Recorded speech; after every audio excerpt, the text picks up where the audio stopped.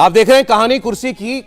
आज तमाम बातें आप सुन रहे हैं ना कि कभी कभी कुर्सी के लिए हिंसा भी होती है, कुर्सी के लिए दंगे भी होते हैं। मेवात दंगे की, नूह दंगे की आज हम बात करेंगे, जिसमें अभी तक 6 बेकसूरों की जान जा चुकी है। दंगाइयों ने टारगेट करके इनकी जान ली है। सोच समझकर साजिश के तहत वहां पर मौत का मंजर पसार दिया गया।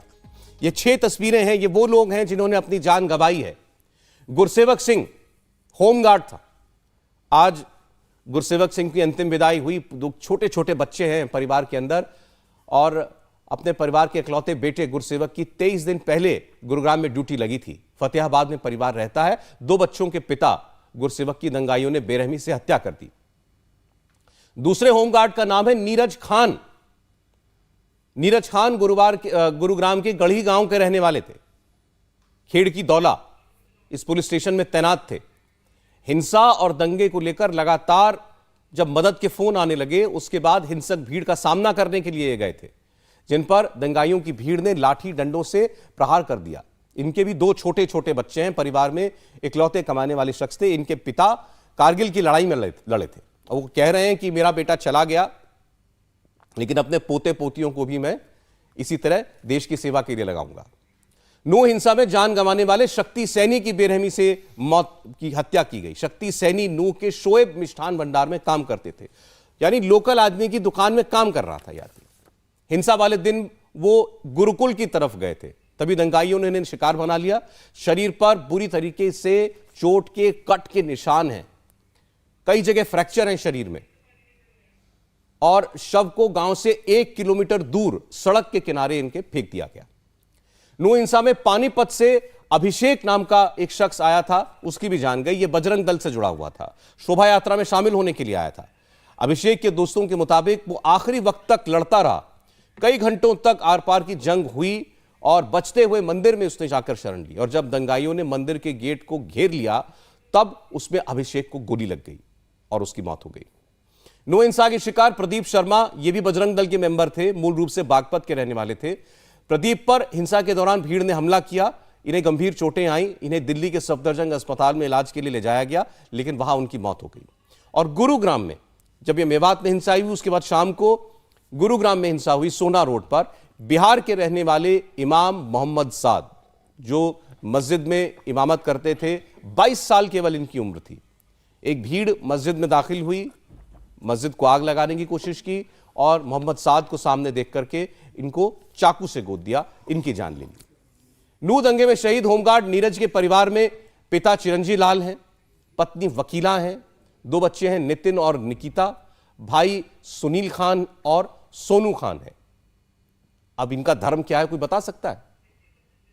इनके नाम से पता चल सकता है कि किस धर्म के हैं उस दिन, लेकिन वर्दी पहने हुए थे, और वही इनका कसूर था।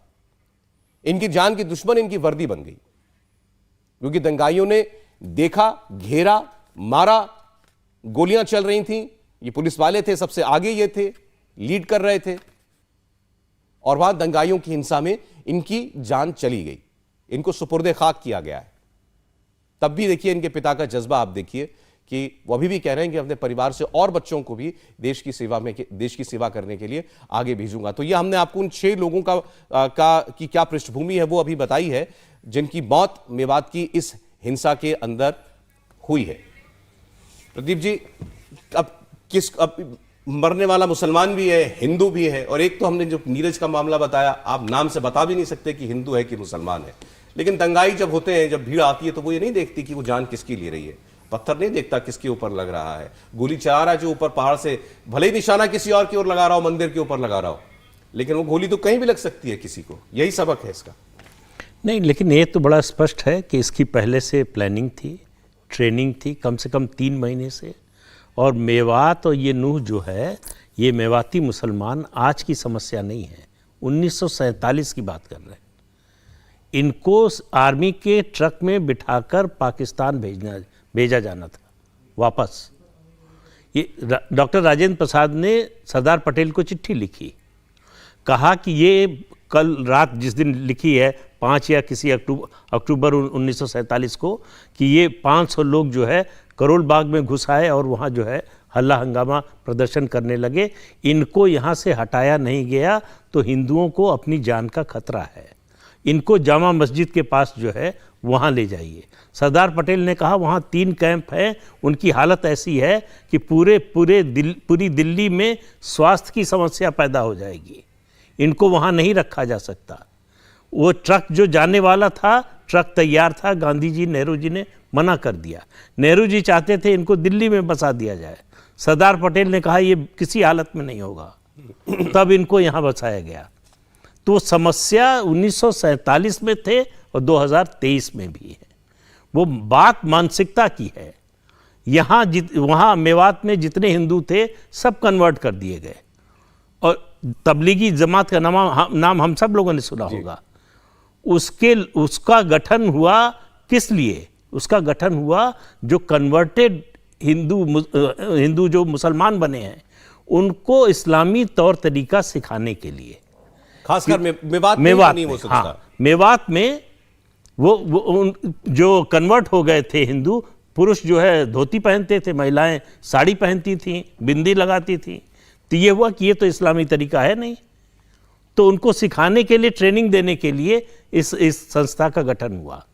तो समस्या की जड़ में अगर नहीं जाएंगे कि घटना हुई, उसमें गोली लग गई, एक हिंदू को लग गई, एक मुसलमान को लग गई, सवाल इसका नहीं है। वो यात्रा निकल रही थी, उस पर हमला क्यों हुआ? और हम भाई ये मान सकते हैं कि किसी ने जो है उकसाया आपको, ऐसी उकसाने वाली बात कर दी, उत्तेजना वाली, उसमें आप गुस्से में आ गए, तो उसके लिए आप पहले अपनी मोटरसाइकिल के नंबर प्लेट पर कालिख तो नहीं लगाते हैं। आप खाली बोतलें, शीशे की बोतलें, पत्थर तो इकट्ठा करके नहीं रखते हैं, आप हथियार तो जमा करके नहीं रखते हैं। और ये ट्रेंड है, किसी एक घटना में हुआ हो तो उसको अपवाद मान लें। दिल्ली में भी यही हुआ, अदालत में सब कुछ सामने आ रहा है। तो आप देखिए ये क्यों होता है कि किसी भी हिंदू प्रोसेशन पर, जुलूस पर, धार्मिक जुलूस पर पत्थर चलते हैं, और ये इसका इतिहास 300 साल पुराना है। तो इसको एक घटना से इस तरह से अगर हम देखेंगे कि देखिए वो हिंदू जो है मर गया, वो मुसलमान भी मर गया, और एक मुसलमान ने एक हिंदू को बचा लिया, एक हिंदू ने एक मुसलमान को बचा लिया, ये व्यक्तिगत जो है ये संबंध वो अलग चीज़ है। लेकिन जो उसमें जो ट्रेंड दिखाई दे रहा है, जो प्रवृत्ति दिखाई दे रही है, उसको बदलने की, रोकने की जब तक कोशिश नहीं होगी तब तक इस स्थिति में बदलाव नहीं आएगा। नहीं तो ये इलाके के बारे में तो हम आज से तो नहीं सुन रहे हैं, आपने ठीक कहा। अब दूसरी बात पे आ रहा हूं। हाँ। इस पूरी घटना के लिए मैं 2 पक्षों को जिम्मेदार मानता हूं, एक मेवात और नूह के मुसलमान और दूसरे मनोहर लाल खट्टर की सरकार। उसका निकम्मापन और नकारापन है जिसकी वजह से हुआ। आपको मालूम था इस इलाके का इतिहास, भूगोल, सब कुछ आपको पता था कि यहाँ ऐसा हो सकता है, इसकी आशंका हमेशा रहती है। जुलूस न निकल रहा हो तब भी रहती है, तब भी आपने इंतजाम क्या किया? आप जिले के एसपी को छुट्टी पर भेज देते हैं, ये आपका इंतजाम है। तो इसका मतलब है कि आपको कोई एडमिनिस्ट्रेशन का अंदाजा ही नहीं है, कोई जो समस्या है उसका कोई आपका कोई असेसमेंट ही नहीं है, न कोई तैयारी थी। कल्पना कीजिए जो 3000, 4000, 6000 तक बताया जा रहा है, मंदिर में जिन लोगों ने जान बचाने के लिए शरण ली, अगर बाहर से लोग आग लगा देते आज क्या दृश्य होता? और ये असंभव बात नहीं थी। जिस तरह का माहौल था उसमें ये हो सकता था। ये नहीं हुआ, ये एडमिनिस्ट्रेशन के कारण नहीं रुका। तो ये सोचने की बात है कि इस तरह का निकम्मा एडमिनिस्ट्रेशन, पहला कसूरवार मैं मानता हूं वो है जिसने इसको रोकने की कोई कोशिश नहीं की। अब तो यहां भी ऐसी भी खबरें हैं कि वहां जो पत्थर जो थे इकट्ठा हो रहे थे, डंपरों में भर करके 2 दिन पहले पत्थर लाए गए थे, और सीआईडी वहां की जो है लोकल, वो इस बात को कंफर्म कर रही है, कह रही हमने इनपुट दिया भी था कि यात्रा के ऊपर पथराव हो सकता है, तब भी कोई इसको लेकर के कोई कार्रवाई नहीं की। जैसा प्रदीप जी ने कहा, बिल्कुल ठीक बात है, आपने ऐसे दिन के लिए एसपी को छुट्टी के ऊपर भेज रखा था, तो वहां पर इसके इंतजाम पूरे थे, तैयारी पूरी थी, इसमें कोई शक नहीं है। नहीं, ये तो हम लोग कल भी बात कर रहे थे। देखिए जिस तरह से जब शोभा यात्रा निकलने की बात थी, और उसके पहले जिस तरह वीडियो प्रसारित हो रहे थे और जिस तरह शोभा यात्रा को लेकर तैयारियां चल रही थी, तो उधर से भी इंतजाम, मतलब जो पत्थर इकट्ठा करने वाले लोग थे उन्होंने अपना इंतजाम पूरा कर लिया था कि यात्रा निकलेगी तो हम ये करेंगे। ये दोनों तरफ से तैयारी थी और इसका इल्म जो है प्रशासन को नहीं लगा या सरकार को नहीं लगा, ये तो बहुत बड़ी मतलब चूक है सरकार की। चूक क्या, मतलब इसको अपराध मानता हूँ अगर कानूनी दृष्टि से देखा जाए कि जब इतना तनाव है, उस तनाव की खबरें मीडिया में भी थी, अखबारों में भी थी और सोशल मीडिया पे भी थी, उसके बावजूद अगर सरकार की तैयारी नहीं है, या तो बिल्कुल ही आप बिल्कुल लगा देते, आप वहाँ पर धारा 44 गए थे, ना कोई शोभा यात्रा निकलेगी और ना कोई इकट्ठा होने दिया जाएगा, और आप रेड करते और तलाशी लेते और जहाँ पत्थर हथियार इकट्ठे थे उन सबको पकड़ते, गिरफ्तार करते प्रिवेंटिव और जेल के पीछे जेल भेजते, ये प्रिवेंटिव एक्सरसाइज करते। या अगर आप शोभा यात्रा निकालना चाहते थे तो पूरा चाक चौबंद इंतजाम करते, उन सारे लोगों को पहले प्रिवेंटिव अरेस्ट करते, शोभा यात्रा के आयोजकों से कहते कि देखिए आप लोग इस रूट, ये रूट तैयार हुआ है, इस रूट से जाएंगे, इसी रूट से निकलेंगे, कोई नारेबाजी नहीं होगी, कोई शाउटिंग नहीं होगी, किसी तरह का प्रोवोकेशन वाला काम नहीं होगा, और पूरी पुलिस और सुरक्षा बलों के पहरे में यात्रा निकाली जानी चाहिए थी। तो ये इंतजाम तो सरकार को करना था ना, क्योंकि जिस तरह का माहौल बन रहा था उस माहौल में जो हुआ है तो ये तो अप्रत्याशित तो था नहीं। प्रत्याशित सरकार तो अब कह रही है कि हम दंगाइयों से वसूली करेंगे। नहीं, वसूली कर लो, जिनकी जान चली गई उनकी वसूली कहाँ सरकार करेगी? ये 6 लोग जो मारे गए हैं इसमें और जो घायल पड़े हुए हैं, मान लीजिए घायलों का अब इलाज करा दोगे, चलो ईश्वर करे बच जाएं सब। ये जो 6 लोग मारे गए हैं जिनके नाम अभी हमने, इनको कहाँ से अब ले आएगी सरकार? इनकी वसूली कहाँ से होगी? ज़्यादा से ज़्यादा लाख, 2 लाख, 5 लाख रुपए दे देंगे इनके परिवारों को, लेकिन जान तो चली गई ना। तो इसलिए ये सरकार वसूली करे, ठीक है, अच्छा है, करना चाहिए वसूली, ताकि आगे जो है किसी की हिम्मत ना हो। और भी काम, और भी जिन्होंने दंगे में जिन्होंने हिस्सेदारी की है उनके खिलाफ जितनी सख्त कार्रवाई की जानी चाहिए। मैं तो बिल्कुल समर्थन में हूँ, चाहे कोई भी हो, चाहे वो मंदिर पे हमला करने वाले लोग हो, चाहे मस्जिद पे हमला करने वाले लोग हों, जो भी जिन्होंने वैसा किया है। लेकिन सवाल है, पहली जिम्मेदारी तो सरकार की। नहीं, वो बात ठीक है, हम तो ये कह रहे हैं कि अब इसके आगे एक चुनौती ये भी है, जैसे आपने मेवात क्या है हम सब समझते हैं, हरियाणा का सबसे बैकवर्ड इलाका जाना गया, हमेशा क्राइम के लिए जाना गया, मुस्लिम डोमिनेंट इलाका है, मेरे ख्याल से 90% तक आबादी वहां पर मुसलमानों की है। लेकिन आपने इतने दशकों तक, क्या आप एक घाव को रिसने दे रहे हैं, नासूर बनने दे रहे हैं? आपने किया क्या उस इलाके के लिए? किया आज वहां की डेवलपमेंट का एक पैमाना है केवल कि जो इलाका पहले चोरी चकारी के लिए, गौ तस्करी के लिए जाना जाता था, अब वो साइबर क्राइम के लिए जाना लगा। जामताड़ा के बाद दूसरा सेंटर नहीं, बना तो अगर डेवलपमेंट देख रहे हैं तो केवल इतना ही हुआ है कि चोरी चकारी वाले क्राइम से मतलब अपराध का डेवलपमेंट हो गया, अपराध का डेवलपमेंट, अपराध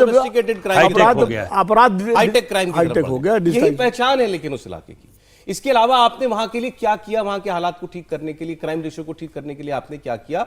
आप ले देकर कर पाते हैं तो योगी जी की लकीर पर चल पाते हैं। अब उसमें से यह है कि आज आपने काम वसूली करेंगे, यूपी में वसूली होती है दंगाइयों से, तो खट्टर सरकार ने एक ये तरीका उनसे ले लिया है।